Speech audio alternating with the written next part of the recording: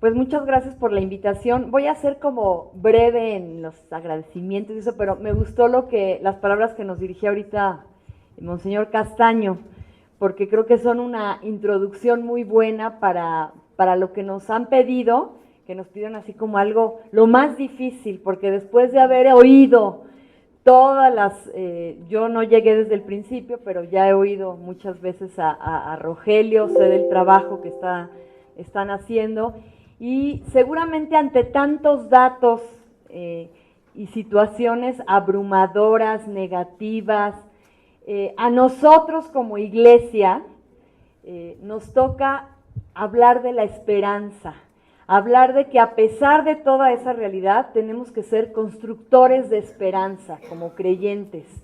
Y entonces quizá la tarea en este momento es cómo bajamos para hacer acciones concretas para transformar esa realidad. Y nosotros en diálogos con el INDOSOC, platicándoles, les compartíamos que desde unos años para acá estamos tratando de hacer como pastoral social,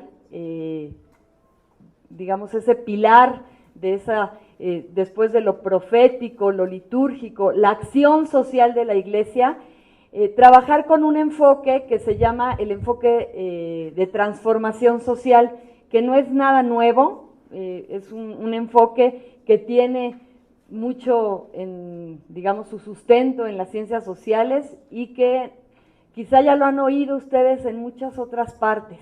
Lo que hemos tratado es hacerle o adaptarlo desde la acción pastoral este enfoque, y es lo que nos han pedido como compartirles. Primero, decir que cuando hablamos de transformación nos referimos a cosas que logren cambios, a acciones concretas en cualquier ámbito económico, político, ambiental, y que el enfoque parte de lo interno. La transformación no va de afuera hacia adentro, sino de adentro hacia afuera. ¿Por qué? Porque ahora más adelante van a ver cómo hay varios momentos en la transformación. La transformación tiene niveles y momentos, y el primer momento empieza en uno mismo. Y la transformación, hemos encontrado que el espacio ideal para hacer transformaciones en las relaciones. Le apostamos por el espacio comunitario, porque es ahí en donde hay relaciones donde se pueden hacer transformaciones. Si lo bajamos a cualquier tema, por ejemplo, en el caso de lo que trabajo yo en la pastoral, que es el tema de construcción de paz, es en las relaciones o por las relaciones donde se gesta la violencia, y las relaciones se vuelven autoritarias, de sometimiento, de miedo, pero también es en las relaciones donde se pueden hacer cambios para hacer relaciones de solidaridad, relaciones de cooperación, relaciones de confianza. Entonces, el enfoque parte de que el espacio idóneo para transformar es las relaciones. La misión de la iglesia es evangelizar, y nosotros hemos puesto el énfasis en que si nuestra evangelización como iglesia no transforma realidades, entonces no es evangelización. Y perdón, pero creo que lamentablemente esto que decía el obispo, a veces nos quedamos en una evangelización solo de anuncio, solo de culto, solo de celebración, pero no de incidencia, no transformamos. A mí de verdad sí me interpela esto de un país con más de 80 cristianos, 80 millones pues de cristianos, y tener los niveles de desigualdad, de pobreza, de inequidad, de corrupción que tenemos. Entonces, quiere decir que nuestra catequesis está fallando. Quiere decir que nuestra celebración de la Eucaristía, de los sacramentos, está fallando. Y por eso nuestra acción pastoral tiene que ir hacia la transformación. ¿En qué se basa el enfoque pastoralmente hablando? Pues en dos parábolas sencillísimas que súper conocemos. La parábola de la semilla de mostaza, esa que esa pequeña semilla que se convierte en un árbol, que me han corregido que creo que no es árbol, sino como un arbusto así muy grande, en donde incluso hacen nido los pájaros. Así es la transformación, empieza en lo pequeño. No querramos que hasta que cambie toda la estructura podríamos hablar de transformación. No, empecemos por lo pequeño y vayamos generando acciones concretas. Mucho lo que decía Rogelio, ¿no? Acciones personales concretas, pero que también a lo mejor tengan que hacer una incidencia en lo más macro. Y la parábola de la levadura. La transformación que estamos proponiendo es como la levadura, que es una pequeña cantidad en una masa que la fermenta y la hace crecer. Los cristianos de transformación tenemos que contarnos, o nos contamos de a pocos, pero ojalá que nuestras comunidades fuéramos levadura para contagiar a otros y invitar con nuestro ejemplo a transformar. Y bueno, el primer paso de la transformación es soñar. Esa realidad tan devastadora, con datos tan negativos, lo primero que quita es la capacidad de soñarnos diferentes. Y por eso, bueno, teníamos pensado David y yo ponerlos a hacer un ejercicio para que soñáramos y demás. Yo les digo, la acción social de la iglesia en las comunidades tiene que ayudar a las comunidades a que recuperen su capacidad de soñarse diferentes, de pensar que puede haber relaciones diferentes. De verdad, a mí cuando llegamos a las comunidades que han sido muy violentadas, que son muy golpeadas por el crimen organizado, es increíble que la gente vive pensando en pues voy a sobrevivir el día de hoy. Y ayudar a las comunidades a que recuperen la capacidad de soñarse diferentes y decir, en 20, en 30, en 50 años, ¿cómo nos queremos ver? Es el principio de iniciar un proceso de transformación. Entonces, yo los invito a que ustedes constantemente se estén soñando. ¿Cómo soñan la Iglesia de México? La católica, la anglicana, la evangélica, a la que pertenezca. ¿Cómo la imaginan? ¿Cómo la sueñan a futuro? ¿Cómo sueñan su comunidad, su barrio? ¿Cómo sueñan su seminario? ¿Cómo sueñan que permanentemente estén haciendo un ejercicio de soñar? Y después pensar que, bueno, no basta soñar, sino hay que ponerse a actuar y saber que cada uno somos responsables de que ese sueño, si yo me sueño, por ejemplo, en el sueño familiar, no es que yo me sueño en 5 años con tal coche o viajando en no sé dónde, bueno, ¿qué hago o qué tengo que hacer para llegar en 5 años a eso, ¿no? Entonces, ese ejercicio que puede ser desde lo personal, lo familiar, lo comunitario, como iglesia, cómo soñarnos, qué nos toca hacer de acuerdo a lo que cada quien sea, laico, religioso, sacerdote, hacer. Entonces, bueno, esto me lo voy a saltar porque no nos va a dar tiempo. Quiero poner esto, o sea, el enfoque de transformación social parte de que hay que hacer cambios y acciones en todos los niveles y de manera simultánea. Es decir, hay unos enfoques que dicen que hay que trabajar de abajo para arriba, ¿no? Que los cambios o las transformaciones vienen de abajo para arriba. Otros dicen, no, los cambios son hasta que los obispos o las jerarquías nos dicten y entonces son de arriba para abajo. Este enfoque que estamos nosotros manejando dice, hay que hacer cambios y trabajo en de todas las direcciones, de abajo hacia arriba, de arriba hacia abajo, e incluso del centro hacia los lados. Bueno, aquí, esta es la matriz que quiero decirles. Les decía yo, la transformación tiene momentos y niveles de intervención. Entonces, miren, en el eje vertical están los niveles de intervención de la transformación. Empezando por lo personal. Dos cosas que hay que destacar. Están en elíptica, es decir, no quiere decir que son como escalones, que una vez superado uno se pasa al otro, sino de manera permanente hay que estar haciendo transformaciones en el nivel personal, en el nivel relacional, en el institucional y en el estructural. Pónganlo con cualquier tema. Otra vez, no, ya me he ido a vender. Me regreso yo a lo que yo trabajo, en el tema de paz, por ejemplo. Pensar que la paz solamente se va a dar cuando las políticas públicas vayan en el... No, también cada uno generamos violencia, entonces también hay que pensar qué transformaciones personales en mis actitudes, en mis gestos, en mis palabras, tengo que hacer para ser un constructor de paz. Y eso me lleva como a repensar también a nivel relacional qué tipo de relaciones tengo yo con mi cónyuge, con mis hijos, con mis alumnos, si fuera maestro, con mis colegas, que tendría que revisar para hacer cambios, por ejemplo, para ser un constructor de paz o no generar violencia, ¿no? Pero también no solo está el nivel relacional, sino también hay un nivel más de estructuras que tiene que ver a lo mejor mucho con lo que Rogelio y el panel anterior mencionaba, ¿no?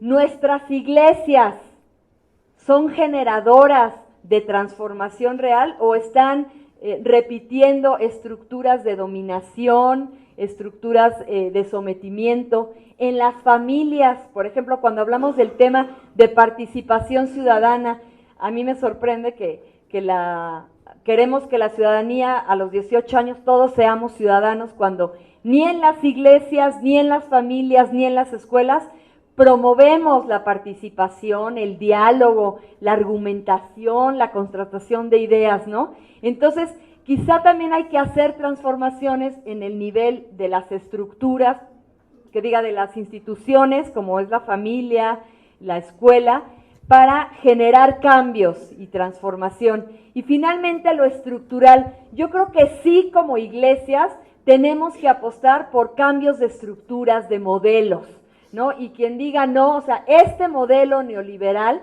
genera inequidad, genera pobreza, genera desigualdad. Ahora, si solo nos quedamos pensando que hasta que cambie la estructura y el modelo neoliberal, entonces vamos a poder hacer transformación, pues no vamos a avanzar. Por eso decimos, tenemos que estar en los 4 niveles y habrá quien en su nivel pueda hacer más incidencia por el lugar que ocupa, ¿no? Y ahí a los obispos les toca un papel importantísimo y tendrán que hacer más incidencia para tratar de cambiar el modelo y ser más proféticos y hacer más denuncia, etcétera. Pero no por eso a los laicos quiere decir que no nos toca también apostarle por un cambio de modelo estructural, ¿no? Entonces, cada quien en su nivel. Y luego, así muy rápido porque ya creo que ya no me queda tiempo, le toca a David, hablar de los momentos lógicos de acción. Me gusta muchísimo. Bueno, este sí tiene como para apuntar, ¿no? Un primer momento es la intervención en crisis. En este momento hay que reconocer primero que nada en un enfoque de transformación el momento crítico. Hablando, por ejemplo, en el tema de seguridad, en este momento nuestro país está viviendo una crisis y entonces hay que hacer acciones en este nivel que muchas veces se entienden como asistenciales meramente, pero que es necesario hacer. Por ejemplo, atender a las víctimas. Hay que darles de comer, hay que darles de alimento, lo mismo hay que darles de vestir, hay que atenderlas. Entonces, en este nivel es indispensable seguir haciendo acciones. El problema es cuando nuestra acción pastoral como iglesia se queda meramente en lo asistencial y no pasamos a este segundo nivel, que es construir ciudadanía, ir haciendo o generando o fomentando, articulando relaciones en las comunidades para retejer lo social, y eso pasa por el tema de participación, hacer que la gente se asuma en una comunidad, se apropie la comunidad y haga acciones significativas para la comunidad. Solamente haciendo una formación en temas de ciudadanía, en temas que tienen que ver con la democracia, se puede avanzar en este nivel. Y entonces, igual que decíamos que aquí son elipses, aquí igualmente. Es decir, hay que atender las necesidades, pero también hay que construir capacidades y formación en este tema. Hay un ejemplo que nos gusta mucho que es una lavadora, unas lavadoras en un río que están lavando ropa, pasa un niño que se está ahogando y pues una lavandera, no lavadora, se mete a sacar al niño, ¿no? Y bueno, pues al rato, a los 5 minutos, otro niño, y se mete y lo saca, ¿no? Y así ya llevan no sé cuántos, 15 niños sacándolos, ¿no? Y entonces una lavandera le dice a la otra, oye, tú quédate aquí sacando a los niños porque no se ahoguen, yo voy a ir allá arriba para ver quién los está aventando, ¿no? Si no, como iglesia nos la vamos a pasar sacando niños, pero no estamos yendo a ver las causas, ¿no? Y finalmente el tercer nivel, que es el desarrollo, o sea, también la transformación requiere hacer condiciones de cambio, ¿no? A mí me da mucha risa que nosotros como iglesia atendemos a las víctimas, a los necesitados, trabajamos algo en la formación de ciudadanía, generamos espacios, etcétera, pero muy poco le entramos a generar condiciones de desarrollo diferente, ¿no? Hay muchas iniciativas, pero muy aisladas, poco articuladas, ¿no? Que tienen que ver como con otra forma de desarrollo, ¿no? La economía solidaria, el comercio justo, el consumo más responsable, y a veces es incluso tan mínimo que ni siquiera aprovechamos nuestros espacios como iglesia para generar y motivar eso, ¿no? Entonces, en este enfoque también dice, bueno, a la vez que trabajamos atendiendo a las víctimas o a los vulnerables, generamos capacidades de ciudadanía, de participación, también hay que generar condiciones de desarrollo, ¿no? Y ahí está el tema como de apostarle a otras formas más, o cambiar estructuras, otras formas de oportunidades que tienen que ver con cuestiones más prácticas. Yo le dejaría aquí porque a lo mejor, bueno, lo que queremos es bajar toda esta teoría a algo muy práctico o a un ejemplo práctico de cómo estamos trabajando en un tema concreto en la cuestión de la pastoral del trabajo. Nosotros en el tema, por ejemplo, de las víctimas, estamos atendiendo a las víctimas a través de una instancia que le hemos denominado centros de escucha, pero tenemos que estar haciendo en los otros dos niveles otro tipo de acciones. Pero ahorita le paso la palabra a David porque él lo baja a un ejemplo más específico que tiene que ver con lo que nos compartía antes el PAN. Gracias. Jimena iba a 20 por hora y yo voy a acabar igual. La verdad que quisiera, bueno, por cierto, tengo que decir que veo aquí 2 párrocos míos. Bueno, sí, ex párrocos, tienes razón, va. Y entonces, pues ya decíamos, los católicos y cristianos de a pie tenemos mucha responsabilidad. Quisiera yo empezar y ya terminar esta exposición casi compartiendo una anécdota con mis hijos. Tengo 2 hijos de 7 y 8 años, pero cuando ellos mi hija tenía como 5 años, mi hijo tenía como 4 más o menos, donde yo vivo ahí Alfombra, y me dice mi hija de 5 años, papá, Diego tiró el agua en el piso, ¿no?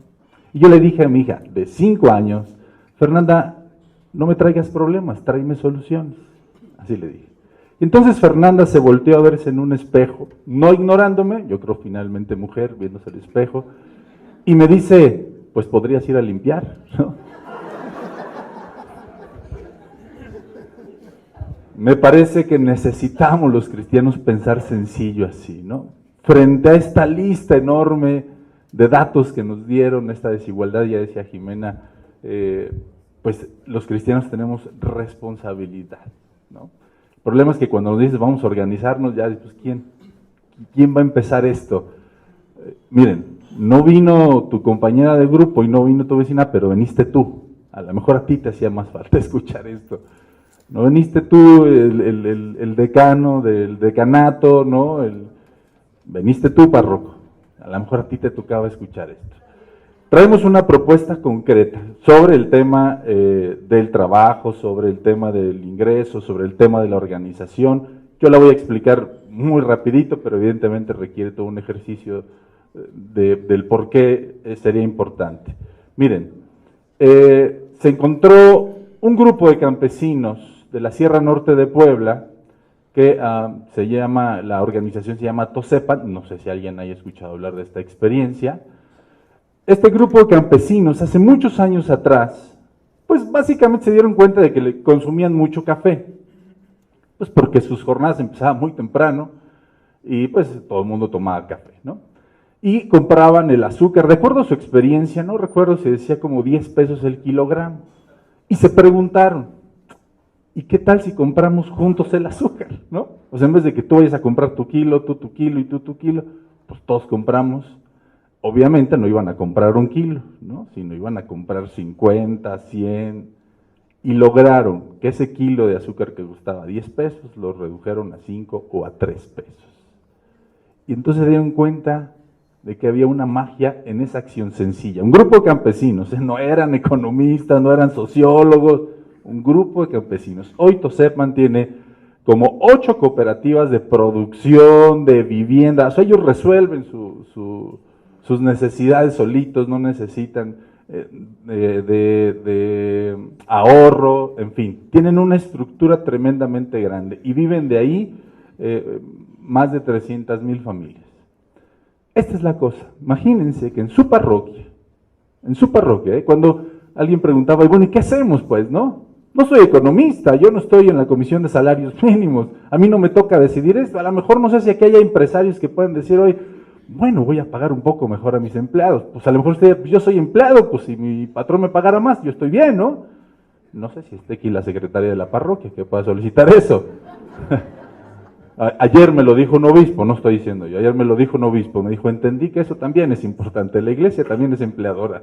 Bueno, pero es cierto, no siempre el párroco tiene para decirle, aquí está tu aguinaldo, a lo mejor no alcanzaba para todo, ¿no?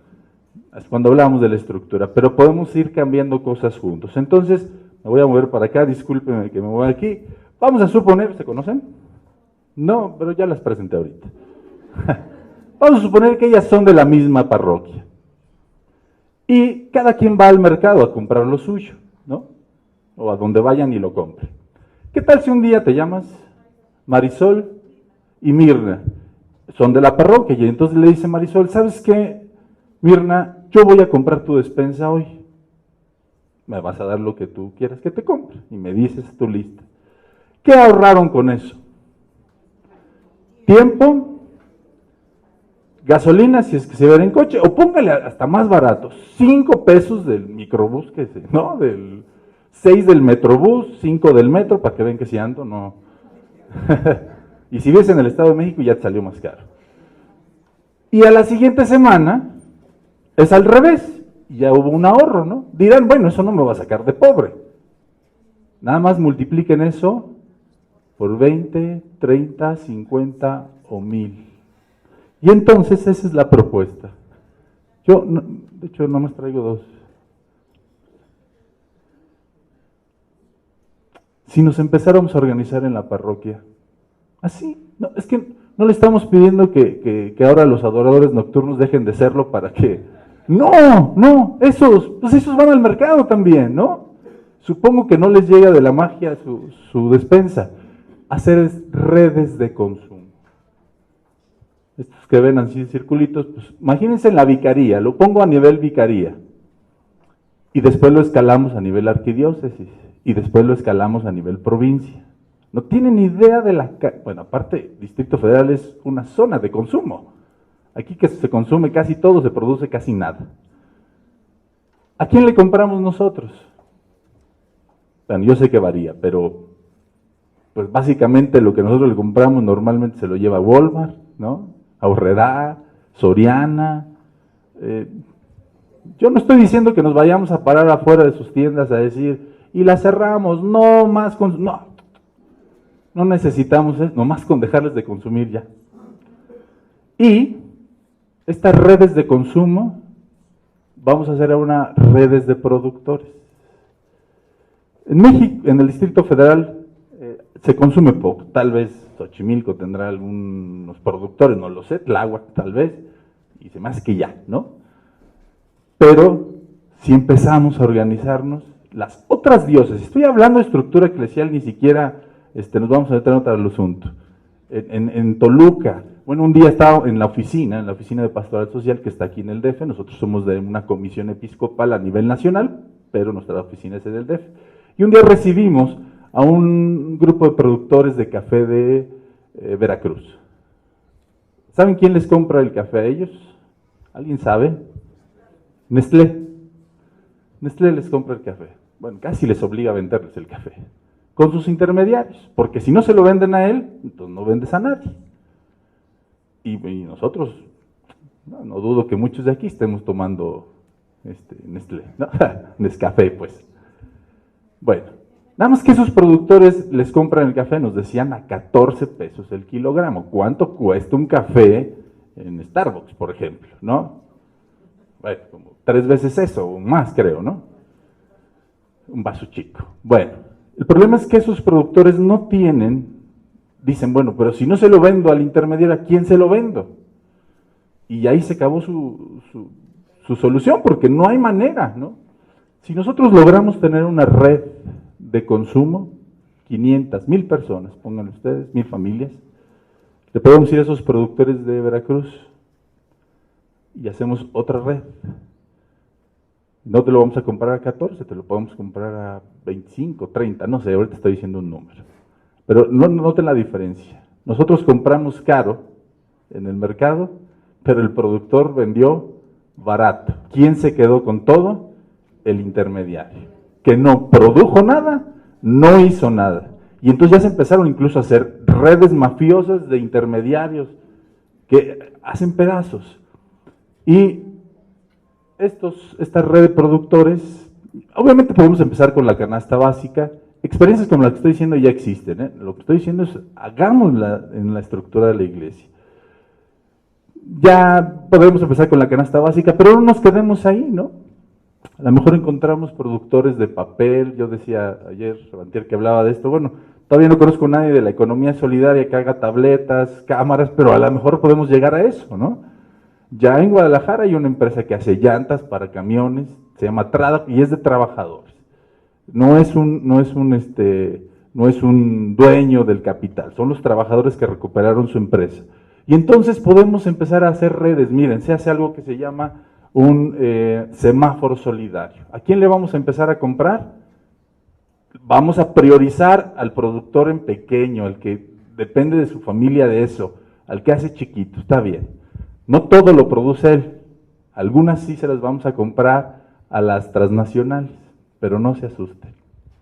Lo que sigue es, ya que tengamos una buena red de consumo, entonces a estos los vamos a invitar a volverse productores también. Entonces, si antes le comprábamos chiles a la Herdes, ahora le vamos a decir a este grupito, ¿y si tú produces los chiles? Claro, implica meterse en un de cómo se hacen los chiles, cómo se empacan, hacerlo profesional, no jugar a la empresita, hacerlo bien. ¿Y qué gana con eso? Trabajo, ingreso, y además ya tiene la red donde va a vender sus chiles. Ya no tiene que decir, bueno, sí, ya hice mis chiles, porque es el problema de todos los productores. Los ponemos a producir y luego, ¿dónde vendo? ¿A quién le vendo? No, ya tienes tu red de consumo. A esta red le vas a vender, mientras más grande mejor. ¿Me explico? Y entonces así podemos a producir. Ni siquiera se necesita casi de recursos externos. Porque cuando yo puse el ejemplo de que van a ir al mercado, ya dijimos que se iba a ahorrar tiempo y pónganle 5 pesos, ¿no? Si lo multiplicamos por mucho, lo que una canasta básica hubiese costado 500 pesos semanal, pues tal vez costaría 300, multiplicado por mucho ya, ¿eh? No la va a comprar en 300, la va a comprar en 400. La diferencia de ¿cuánto es? 100 pesos, esos 100 pesos se vuelven un ahorro colectivo. Esto es lo importante, por eso hablábamos de transformación, de empezar a dejar de pensar individual para pensar en colectivo. Son 100 pesos que se semanales multiplicado por 20, 30 o de lo que sea el tamaño del grupo. Esos 100 pesos pueden hacer un autofinanciamiento para los proyectos productivos. No necesitamos ir a pedir al banco, que por cierto no nos va a dar, ¿no? No necesitamos buscar financiadores externos y internacionales. Aquí adentro se puede resolver. Incluso se pueden hacer seguros colectivos de lo que quieran, bajo la lógica cooperativa, ¿no? De salud, de vivienda, y empezamos a resolver, a cambiar la estructura. Eso es un poco lo que estamos queriendo sugerir con esto. ¿Qué necesitamos? Y con esto termino. Necesitamos aprender a organizarnos. Nosotros desde la Comisión Episcopal estamos en la disposición de ayudar. Hay ya un manual para esto. No estoy hablando nomás ahorita de lo que se me está ocurriendo para... Ya tenemos un manual concretamente para la aplicación. Nuestra chamba es acompañar a las diócesis y las provincias y las diócesis, pero evidentemente en la medida en que, por ejemplo, aquí una vicaría diga, a mí me interesa esto, ¿cómo le empezamos? Ya hay un cómo, es decir, bueno, no, Jimena no alcanzó a hablar, pero se crean algo que se llaman equipos levadura. Bueno, gente que está interesada y que pueda provocar en otros esta acción, ¿no? Entonces, nos metemos en un proceso formativo, porque es importante decir, miren, esto que estoy diciendo suena bonito, pero va a empezar a haber dinero. Y si la gente no está formada, se hizo pedazos la cosa. Van a haber intereses, no, mira, porque se puede manejar mucho dinero en esto. O sea, yo puse el ejemplo de 5 pesitos, pero por mucho, hombre, se empieza a manejar mucho dinero. No, esto es un asunto de hay que aprender controles, formación, sensibilidad, hay que formarnos. Nadie entra aquí si no ha pasado por un proceso formativo. Por eso hay algunas experiencias que lo que hacen es traen a los productores, ponen como una tienda, digamos, solidaria, le llaman, yo diría social más que solidaria, y ahí pues que compre quien quiera. No, eso no ayuda, les voy a decir, porque, bueno, ayuda un poco al productor, pero no hace transformación porque la gente que compra no se compromete. Pues hoy hay más barato, pues ya lo hacen un chorro de diputados aquí en el DF, en mi colonia pasa un camión de un diputado que vende la despensa 35, bueno, una bolsita con verduras, toda fea, por cierto, a 35 pesos, ya lo hace. No queremos reproducir esa lógica. El que viene a comprar ya está en una red porque ya está formado.